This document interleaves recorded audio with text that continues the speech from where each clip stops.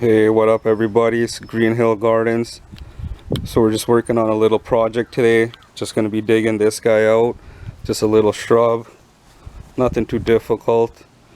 And yeah, today we're actually on location at Green Hills personal property, personal family home, and I'll just show you the front yard really quick. We got our own garden going. Like I said, Green Hill, we practice what we preach. Got beautiful garden growing right now.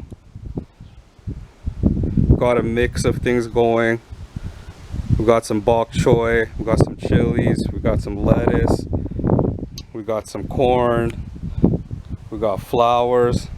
So we got everything growing here at once, and this is just the start of the season. And everything is, going to a great start. And also we got a backyard grow too. I'll show you guys that later on.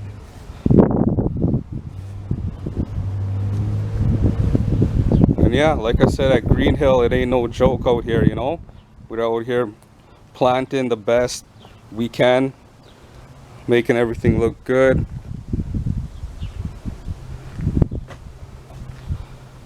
And there you go.